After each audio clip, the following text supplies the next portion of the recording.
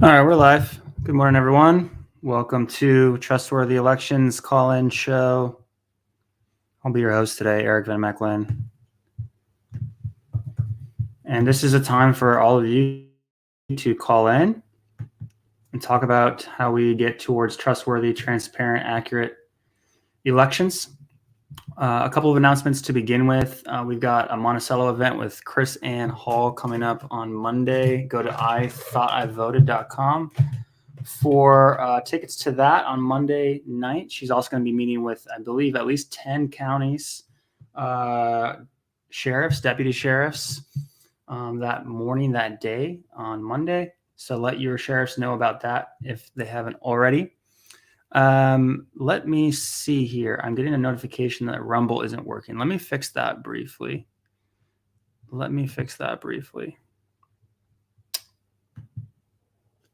So that Rumble is going to be working as well. Unless actually what I can do is just let people know that the Rumble isn't working. I could fix it as well, but I'd rather just focus on having some call-ins here. So I'll fix that next time. Rumble stream isn't working, but call-ins are ready to go. So we're going to have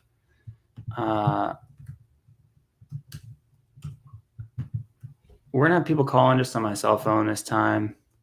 That'll be the easiest way. The other announcement is, so we have the Chris Ann Hall event on Monday night, October 3rd. Go to ithoughtIvoted.com for tickets on that. ithoughtIvoted.com. Thanks to that team for setting that up and inviting Chris Ann Hall over here. She's going to be speaking about the Constitution and constitutional sheriffs. Very, very important as we go forward. And also note that we will have Joe Oltman coming over from Colorado, flying in afternoon of the same day, October 3rd, Monday. And I'll be hosting him over at Studio Time Out in Minneapolis. Studio Time Out in Minneapolis, where we will be doing a 4:30 p.m. screening of Standing in the Gap. That's a documentary by Andrew McGarry and also produced in part by Professor David Clements. And then at 6:30, Joe will do a presentation as well as a Q&A to follow that around 7:30. So join us over there if you're around Minneapolis, and if you're in the Monticello area, do check out Chris Ann Hall. I think both of those events are worthwhile to drive because you'll meet a lot of other folks who care about these issues. So let me just share this out to a few more places before I open up the lines. And then we will take a few call-ins and see how this goes. It's my first time doing this. Thanks, everyone, for joining. And as always, if you want to learn more about this kind of topic, you can read my newsletter right there on Substack and read the free book about Minnesota elections as well. So with that, I'm going to open the lines up here and let's take a few calls. Thanks, everyone, for joining on the live streams as well. If you're watching this as a recorded video, welcome as well. So the number is 203-253-2274. Go ahead and call in. And let's see, I'm also going to make sure that I have sent this out to the mailing list as well. Mailing list just went out as well. In the meantime, while we're waiting for a few calls to roll in, let me update you on the past week. Just talked about the week to come. October 3rd, a couple of events. But this past week had what I thought was a pretty good result in both in Stearns County as well as in Anoka County and Linwood Township. So I called in on the commissioner meeting in Stearns and spoke alongside Mark, Peter, and Lisa. I believe it's Lisa. And then in Linwood Township on Tuesday night, well, I'm skipping ahead. Then on Monday night, I joined Neil Shaw for a sit-down conversation over at the A4L studios, where they're actually going to have a political leadership training coming up on the 15th of October as well. You can check out North Star Liberty Alliance for that. It's similar, according to Tony, who invited me, although I'm unable to make it, similar to the faculty training I did up in East Grand Forks, hosted by Edwin Hahn, who, as many of you know, has been right there at the beginning of this endeavor for fair, transparent, accurate elections. One of 7 people to file an election contest in Minnesota, and he allotted us up there for that leadership training, which was very, very good. It was my first time in a long time up in Western Minnesota, Northwestern Minnesota. So went and chatted with Neil Shaw about all of this. Of course, he was very helpful in getting folks aware of the delegate election fraud occurring in a few different places.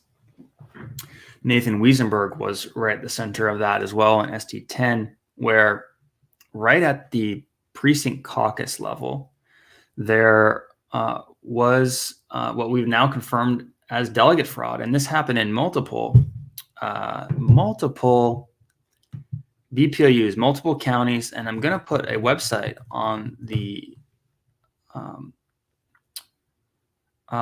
map here for you guys briefly. SaveMinnesota.org. What you want to do if you want to learn more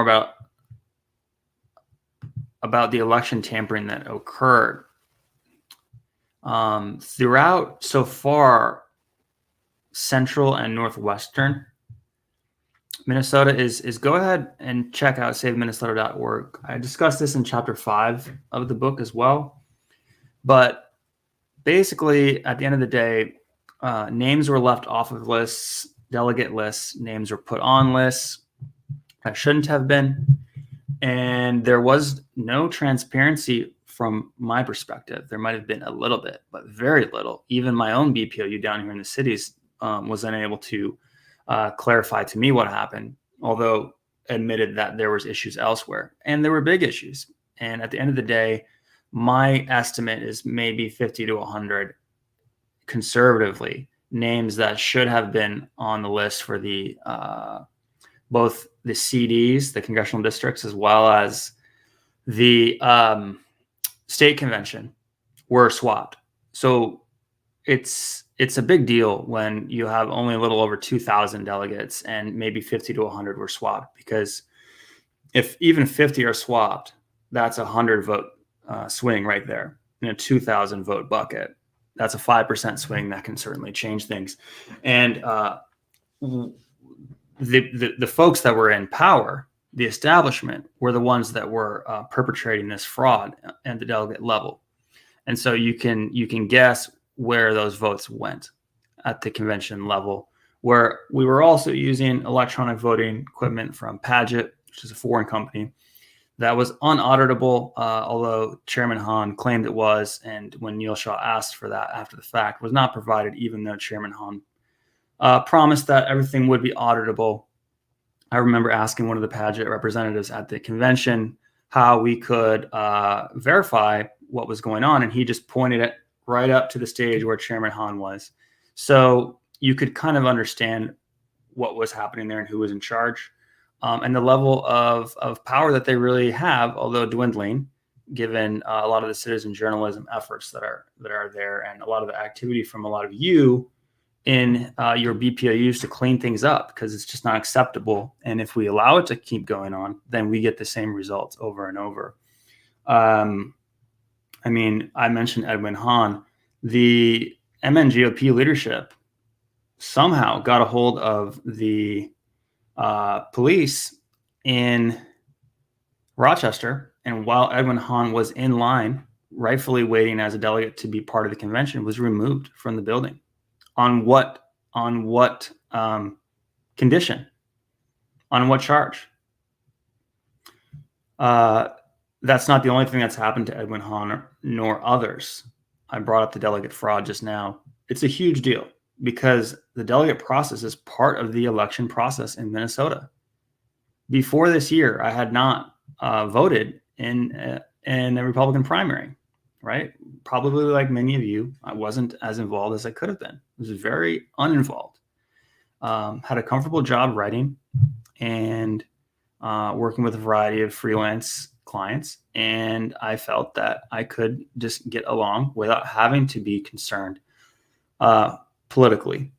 And what I mean by that is lowercase politically, let alone uppercase P politically, which I quickly became this year just from the standpoint of having to raise awareness about everything that I was learning just as a journalist and observer and researcher. So a bit about that, but I noticed a few people have joined the stream. So I want to let you know that you can go ahead and call in to 203-253-2274. And I'll actually turn my ringer on so that if someone does call me, I won't get a missed call as a result of you calling in. But you can also join me right here on the stream. So if you text this number and say, I want to join the stream, we'll jump you into the video stream here with me. We'll do a side-by-side and talk through whatever you'd like to discuss relating to trustworthy elections. Since we've had a couple of untrustworthy ones in 2022, the primary as well as the 2020 election general, that was very obvious. And we got to turn the corner and start having trustworthy elections going forward, starting with the midterms. I think there's going to be a lot of cheating, but we have to keep learning and getting better.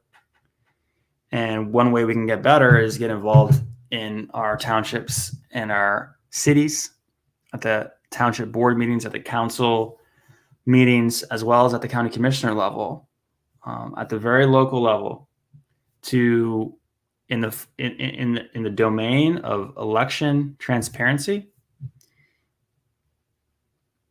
Those council members and township board supervisors and county commissioners have the ability to pass a resolution to not only turn on the cast vote records, which will give you a machine audit immediately, and publish that to their website, like San Francisco County, California does, by the way, but also as a secondary resolution, but probably equally or more important, do a hand tally.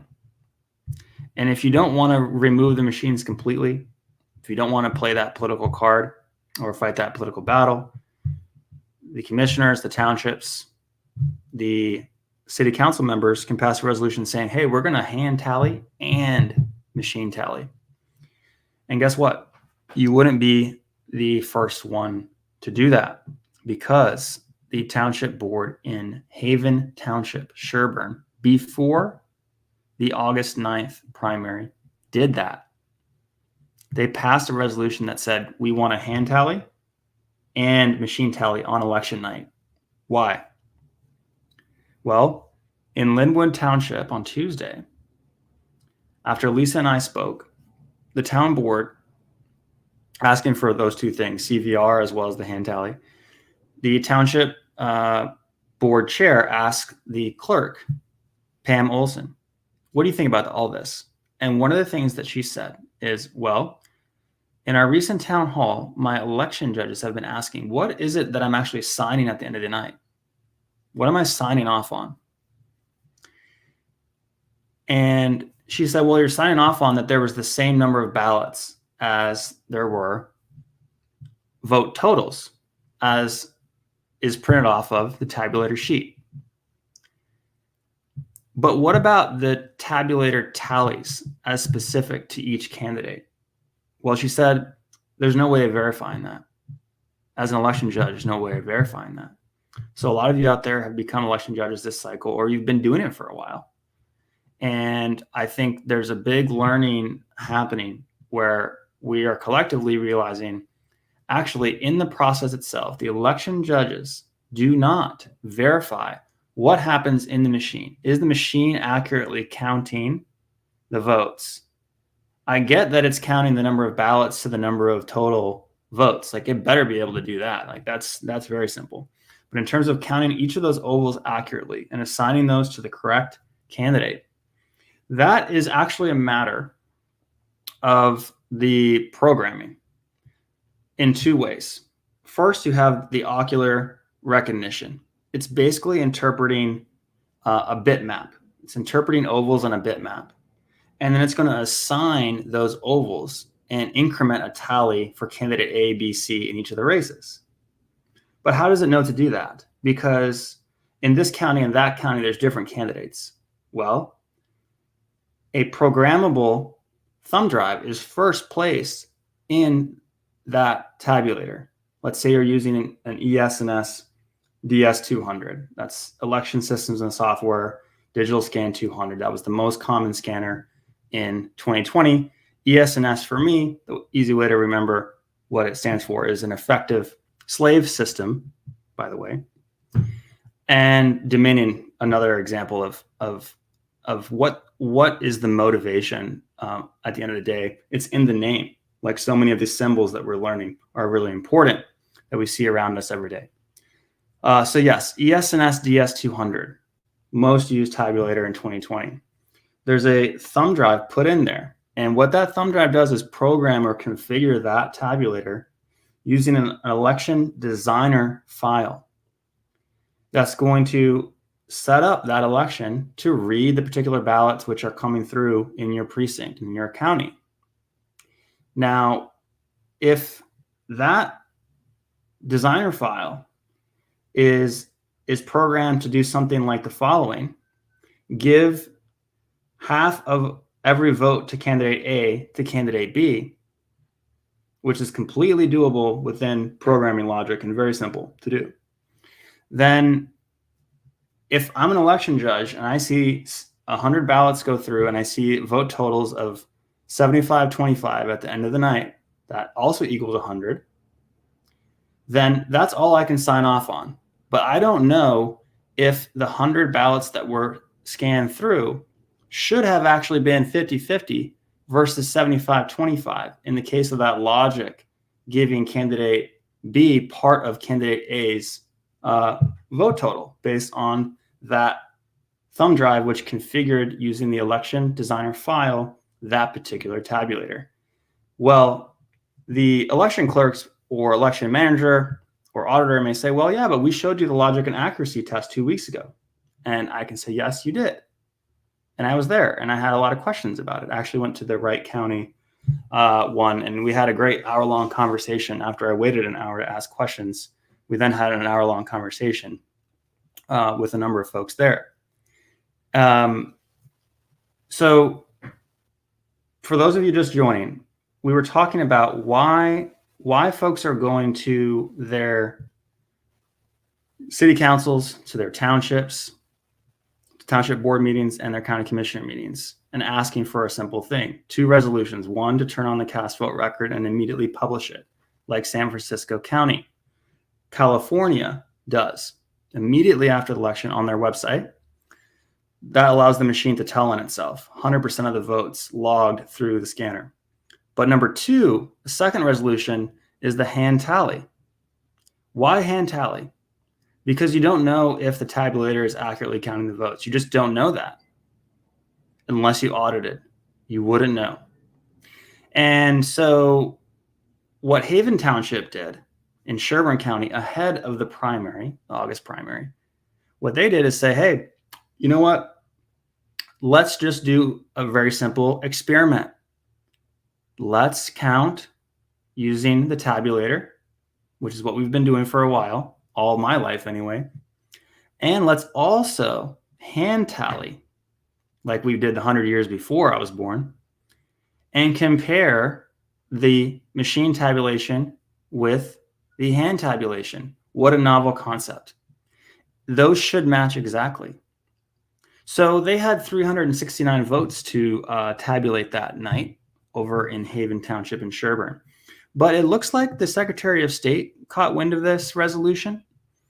It looks like there was some discussion between the township and the Sherburne County attorney and the Sherburne County auditor. And what do you know?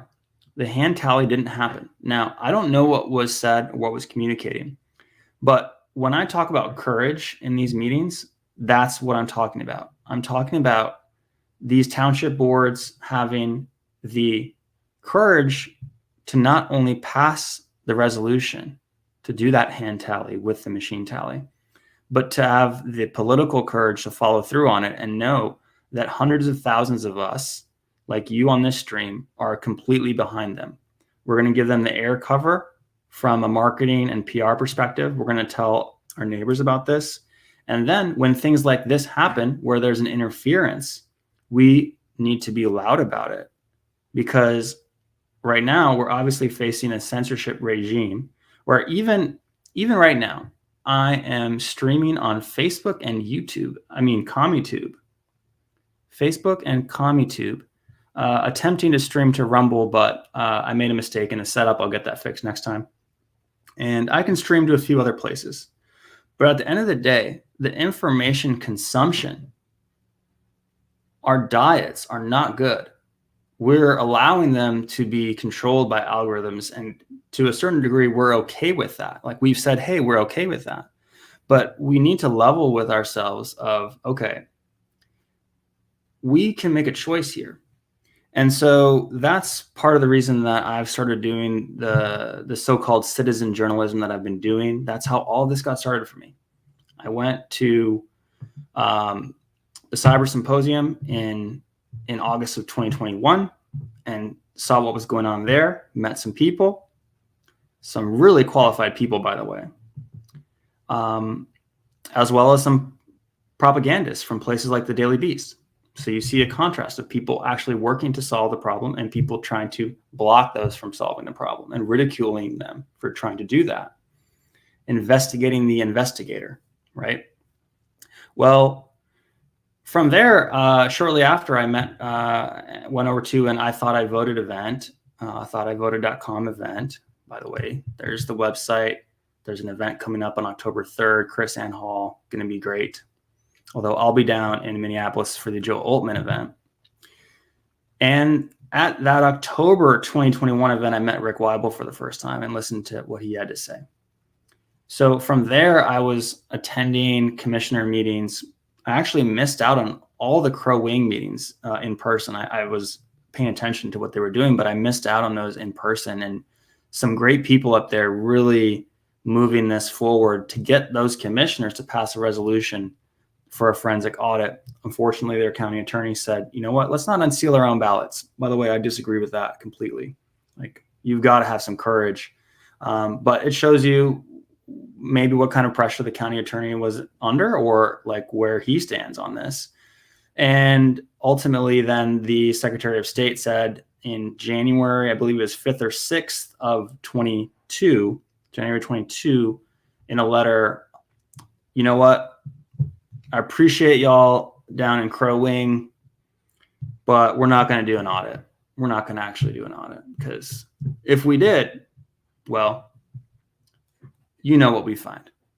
So then I started to realize that I didn't know a lot of what I didn't know, in particular around the electronic voting system, but also the election process, the absentee ballot board process, early voting, election law.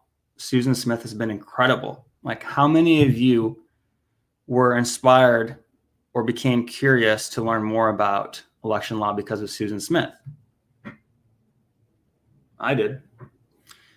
So election law, election process, and the electronic voting equipment. Those are the three, the three legs of the stool for me.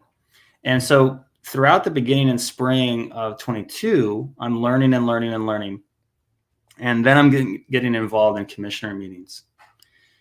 What I've been telling people for a while now is if you want to find your people that are working on this, you should just go to the commissioner meeting, or you should go to the town board meeting or the city council meeting, and you're going to find the people that are speaking up about these issues, and you can join forces with them. But on that note, for those of you who are pretty involved, I am connected now with Cause of America, and that's going to be a place for some of us to be able to talk in more detail about what the next steps are and provide resources for you and a way to communicate with one another above and beyond what we've already had in the past. I'll be posting, recaps of these calls over there as well. And really focusing on honing in on the effective strategies and tactics that we need to move the needle for Minnesota. So I'm going to pause there and just welcome anyone to go ahead and give me a call. This is a call-in show. Everyone is busy. Some of you probably are at work listening into this. I want you all to know that this is a great time to connect with me and also to share what you're thinking or feeling or wondering about. I've really been grateful to have the opportunity to go to the Cyber Symposium in Sioux Falls, South Dakota in August of 2021. I learned a lot from Rick Weibel, Susan Smith locally, and many others that have done so much in Minnesota. And that's something that I care deeply about. And I am writing about that, by the way. That probably will be the next short book that I put out is talking about the people. Because at the end of the day, when I've done my best, it's when I've tried to learn more about myself, tried to be myself more. And there's so much for me to learn on that front. Instead of living in fear, trying to understand who I am and live in the truth. And that has been, okay, I've got a call coming in. Let's see if this is a scam or if this is something real. Hello, you're on the show, Trustworthy Elections. Just someone calling in that wasn't for the show. So once again, I have 203-253-2274. Give me a call if you want. I can even put you up on the video stream. We can have a short conversation. But what I was saying is I'm writing a bit more about my journey and what I've observed here in Minnesota, learning from all of you, what I've learned from all of you. And every time when I try to be more myself, I'm listening more and I'm observing. I'm the kind of person who tends to amplify whatever energy is there in a particular space, in a particular room. That can be done through speaking, but it can be done through other ways. There's other ways to support. And I feel like I am most myself when I'm in a support role. And that's part of the reason that I want to limit a bit my communication in this kind of a style, but provide this forum also for us to communicate so I can hear from around the state, but also share what I've learned from other states not far away.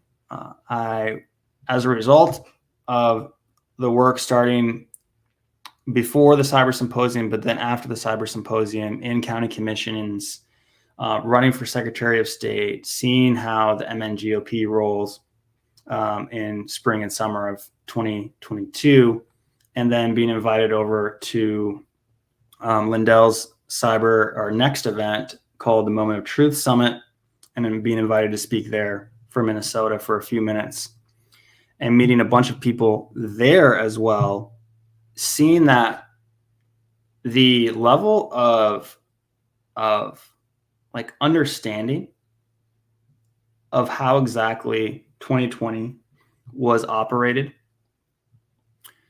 from the ground game, these election cartels, all the way through the voter rolls using systems like Erik, the Electronic Registration Information Center, to cast phantom ballots and so forth, through the absentee ballot process, all the way through to the electronic election fraud that completely, like everything completely exists within these machines to follow through with the heist. And so from the Cyber Symposium in 21 to the Moment of Truth Summit in 22, the level of understanding from all 50 states, the patterns reveal the truth. The patterns reveal the truth. The door-to-door knocking, the canvassing is what we call that, the door-to-door knocking to check the verbal recall with the voter rolls and registrations.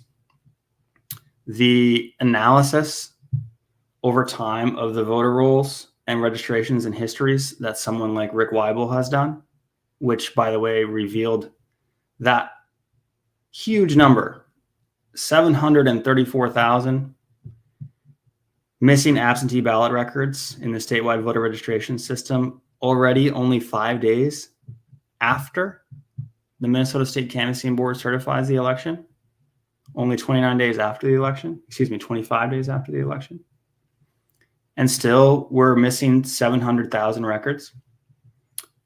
And then getting glimpses of what could happen electronically when you look at the voter trend lines in each of the counties or in each of the precincts, which you can do with the SOS data itself, like someone like Seth Keshel has done, which showed that Trump probably won easily in Minnesota. I say easily, but maybe 1% to 2%.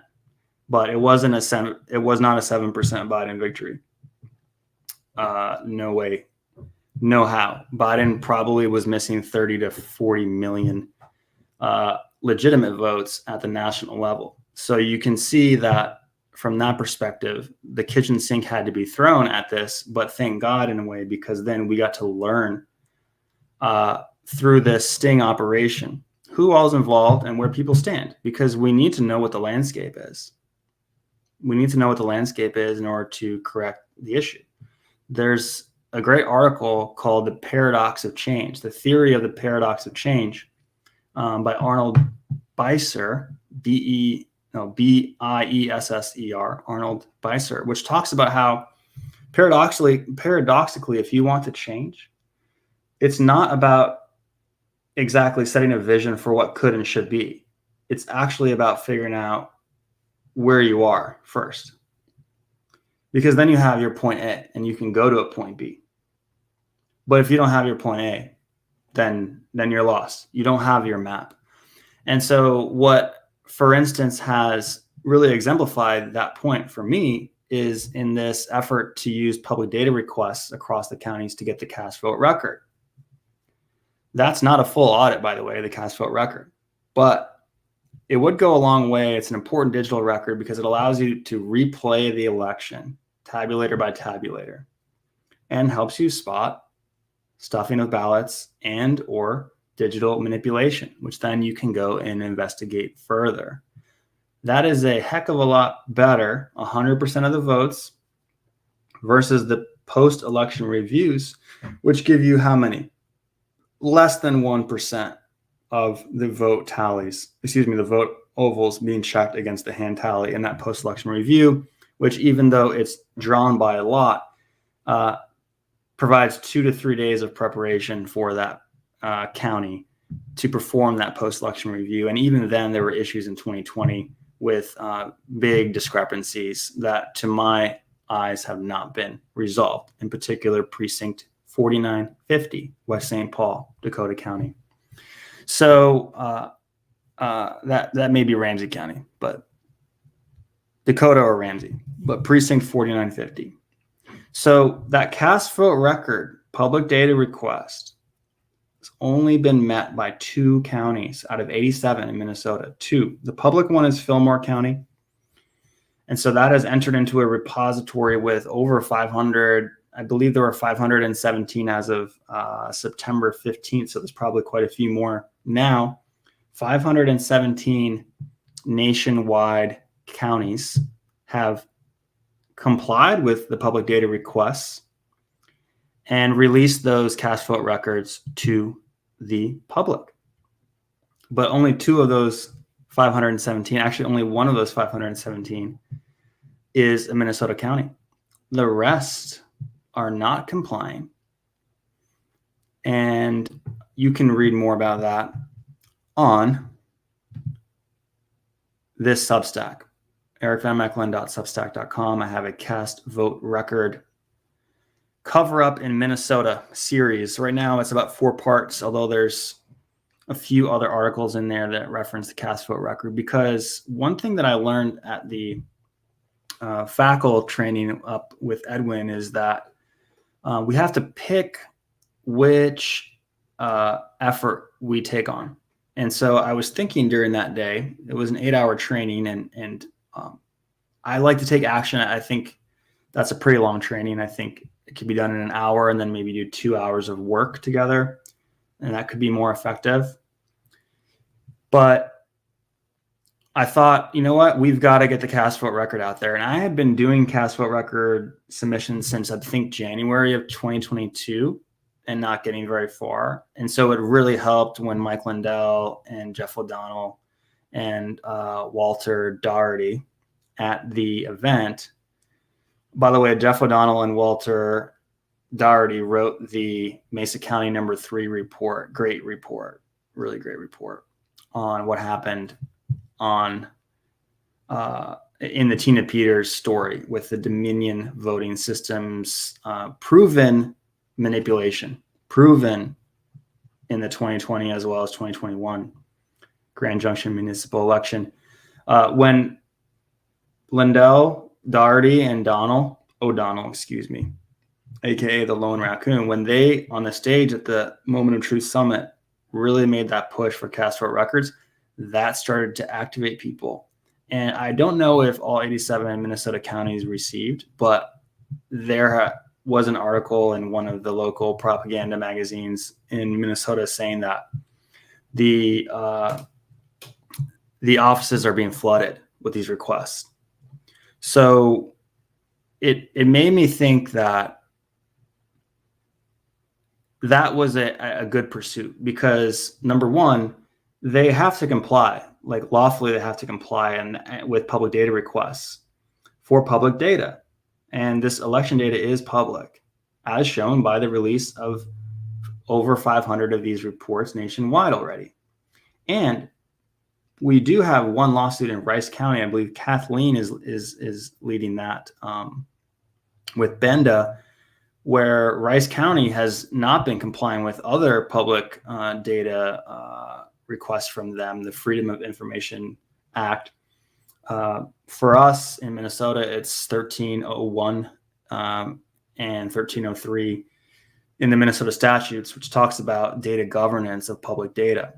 And the reason that I think we are onto something there, and probably Kathleen and that lawsuit will go successfully, is because when we go through the process of submitting these public data requests for the cast vote records, usually what happens is the auditor may or may not know what a cast vote record is, or have some misinformed understanding of what it is from whatever training they have, or in discussions with the Secretary of State, for instance, because the Secretary of State in our state has said that these requests are going to be difficult to comply with. And yet we've had 2 counties release. So I think that he has failed in that influence tactic, purely based on some conversations I've had with a few election clerks and auditors who do appear to want to help us, but are having to navigate the political waters here in Minnesota and within their county. So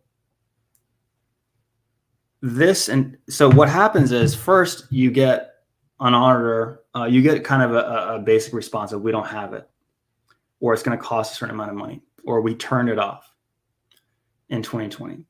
Now, even if you turned off save ballot images, which is a feature on these, for instance, DS200s, you can still get this data that we're asking for. And that's why our public data requests don't ask for a CVR specifically. They're asking for the data that a CVR would have, but also it's just data that that must be captured. It's a standard within the certifications. And also, if we're not capturing vote data, then how are the tabulators providing us and reporting us the results to begin with, right? So it really is a bit of a on one level a political game, a language game, as well as a technical understanding of how to generate or get the data that we want that the software automatically produces by definition. So only 2 out of 87 counties do we have this information for. And having looked at one and heard about the other, it feels like we've gotten a bit of a partial data in terms of everything we wanted, but it's a start. But I was telling this larger story of what is the landscape? Where are we? Where is point A on the map? Where are we? So we can go to point B. And what I've been able to conclude is that election transparency is not a top priority in this state. It's not a top priority from our legislature, including our Republican side. When I speak with Republican legislators in person at the state convention, for instance, I hear excuses. I hear, well, the Democrats would never let that bill through. Well, every one of my public data requests has been denied so far. But that doesn't mean I don't write them, because it's the right thing to do.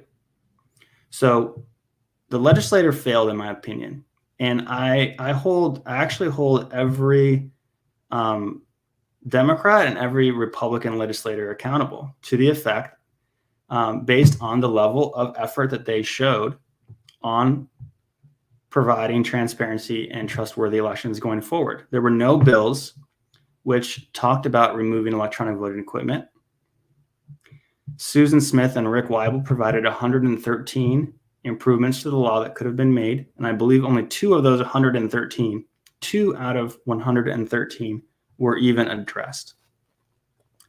So that is the results that the legislature has shown.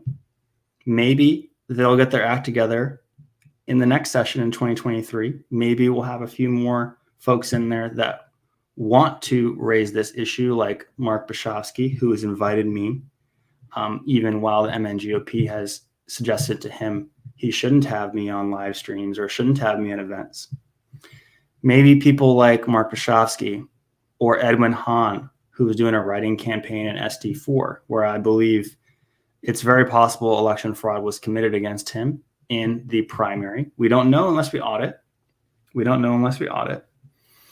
So I suggest that writing campaign go forward. And Nathan Miller in SD9, I believe, can raise some issue of this. And you will have people like Nathan Wiesenberg, who brought a lot of people into the precinct delegate process and then faced the establishment tricks and tactics to leave people off lists. He waited a month to get lists, found that there were still problems with those lists. Basically, they found election fraud within the MNGOP from the delegate list standpoint. Keep that in mind. And you can see more about that on saveminnesota.org. People like that in the House of Representatives and in the Senate are going to help us because why? They can write bills in the House. They can author bills and force votes on them and see who steps up to join them. Even if they don't even get to a vote, they might get to a roll call. you can see who is going to join in. And then the citizen journalist will report on that. And we'll know pretty quickly.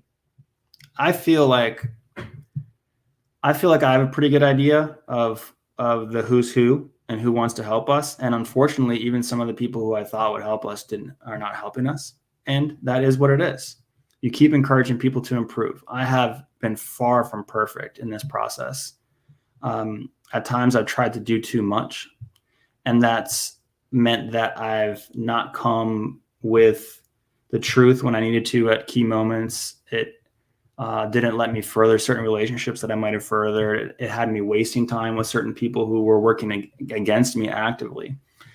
So I made my fair share of mistakes, and I've had to, atone with God for that, and try to learn. And even as stubborn as I am, try to learn and move ahead. So the legislator hasn't worked for us. We know we can make laws that would change things very quickly. We could end early and absentee voting, except for distant military and sick. We can have 1 to 2 days of voting, preferably one day. We vote in person. We don't use any of the machines. We use paper poll books for check-in. And we regularly release the registration so that those can be checked by the public.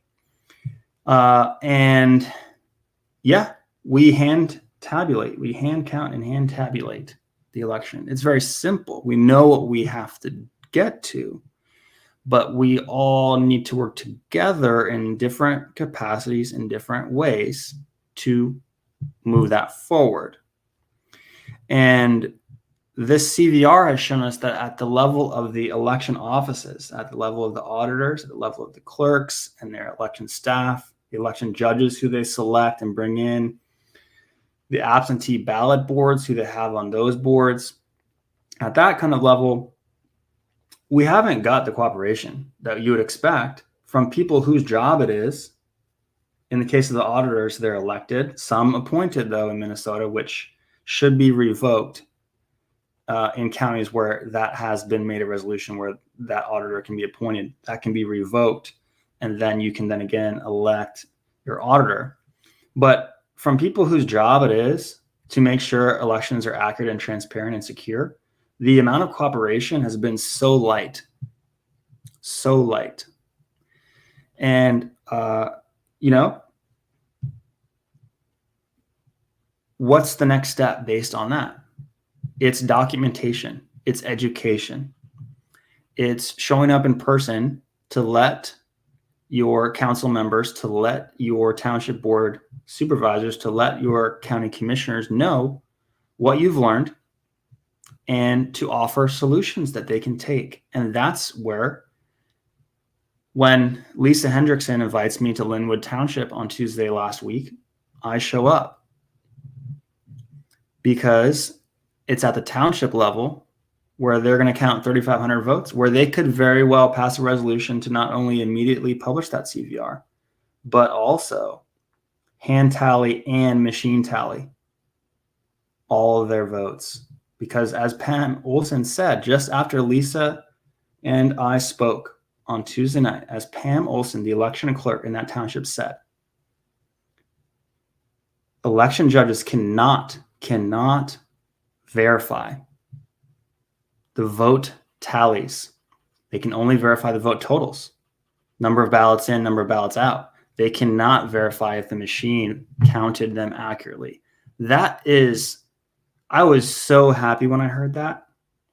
I was so happy. It was a close second to when the Haven Township Board Supervisor told me after a long meeting in June, where Rick Weibel spoke until almost 11 o'clock, told me, if we don't hand tally our August primary, I'm not going to certify the primary. I think he still did, by the way, but there's a bit more of a story there, which you can read about on the Substack.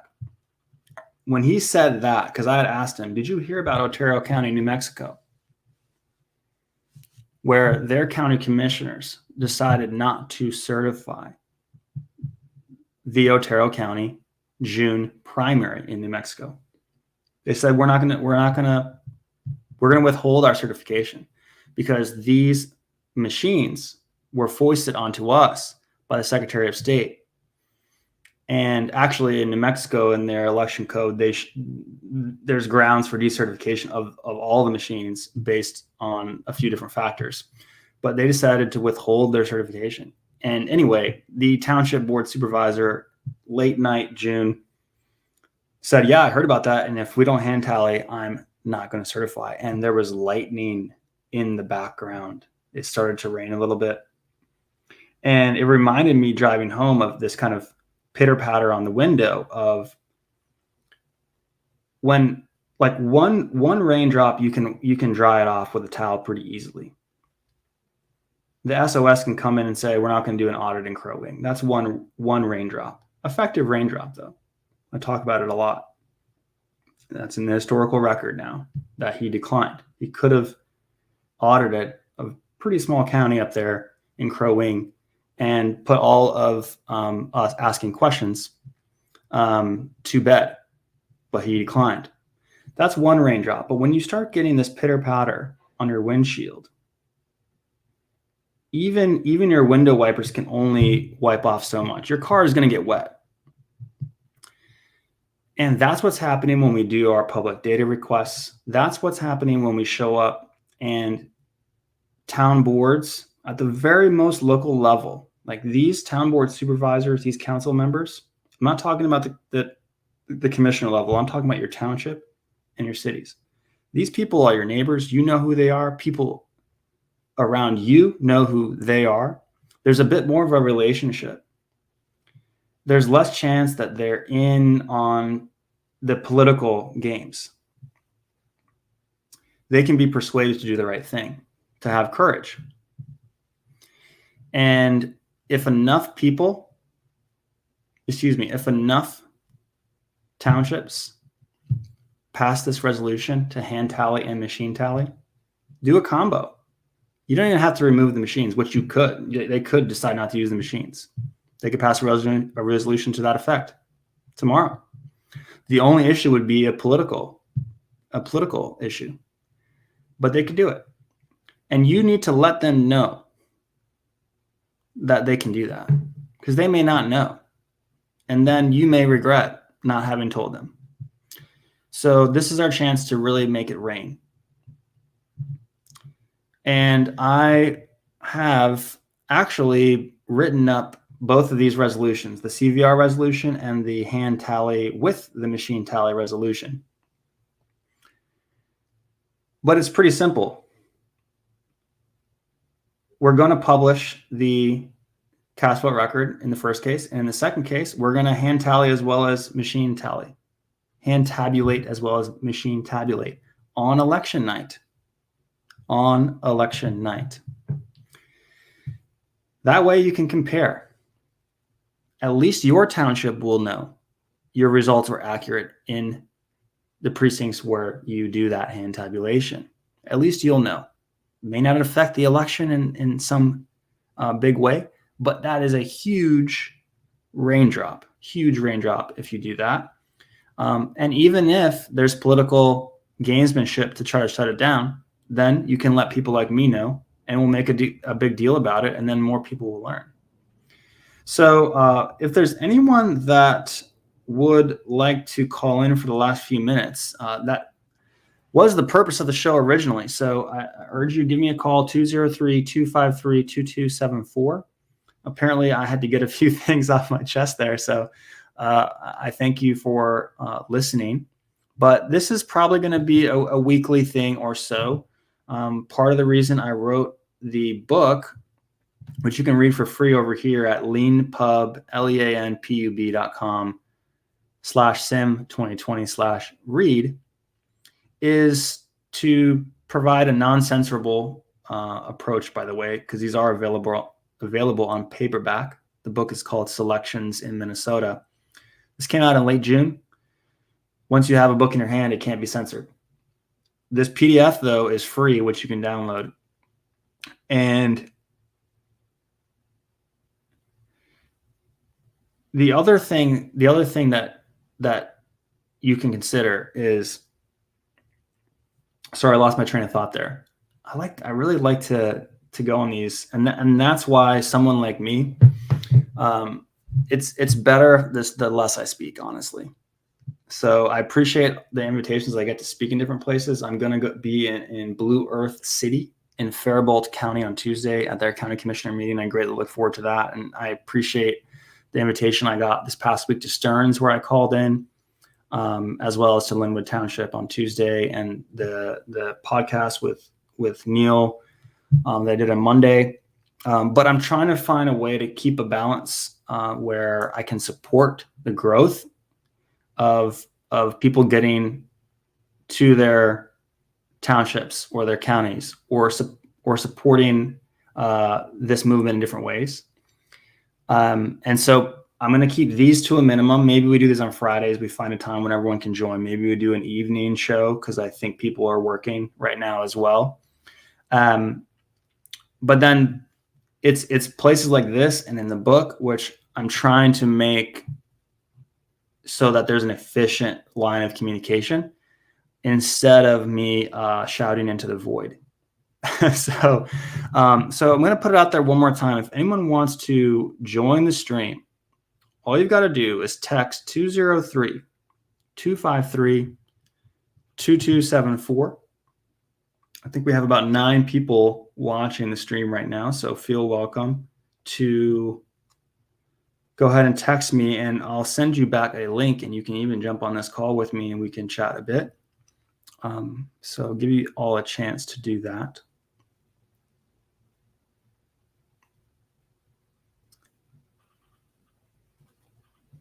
And in the meantime, I'll start wrapping up with just a few announcements. First of all, Chris Ann Hall, Krisanne Hall, Chris Ann Hall, is going to be speaking about the Constitution Monday, October 3rd, in Monticello at 6:30. You can go to ithoughtIvoted.com, ithoughtIvoted.com, and get your tickets over there.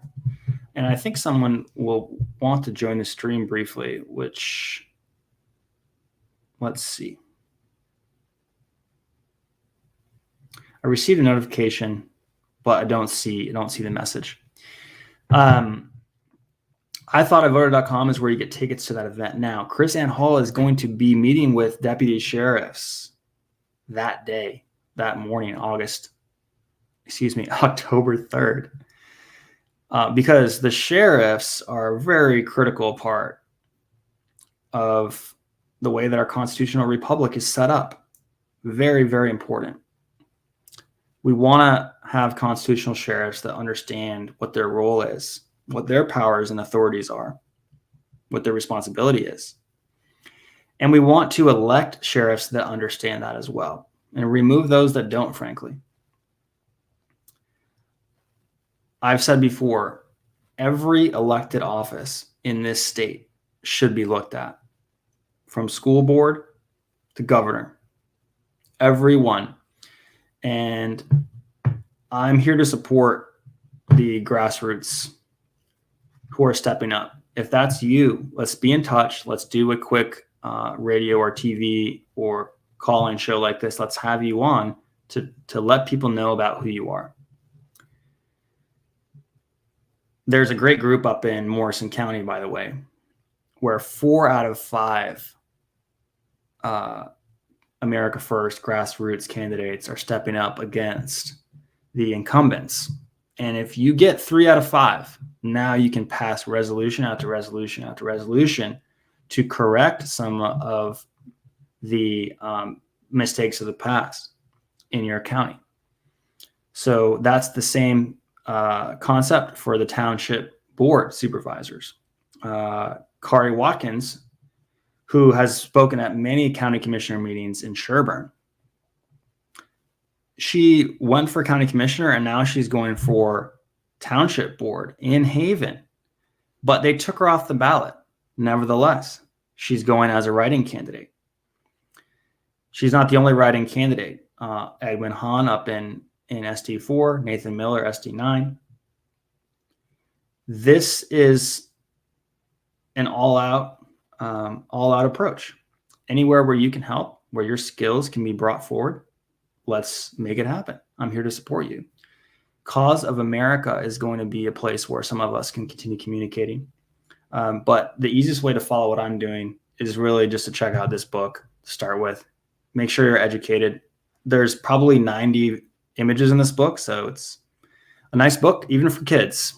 So you can replace that CRT book with this book, and your kids will be off to a great start. And this is the newsletter once again, ericvanmechelen.substack. Although you can email me at ericvanmechelen at Proton Mail if you want to be on a separate newsletter where I talk about a few more focused things. This one tends to be just high-level observations on election trustworthiness and transparency in Minnesota, the Castro record cover-up series. But finally, if you are going to be in Washington County or around those parts this afternoon, I will be over there starting around 5 or so. I believe there's an event starting at 6 p.m., which Mark Bashofsky has invited me to. It's a fundraiser event for him.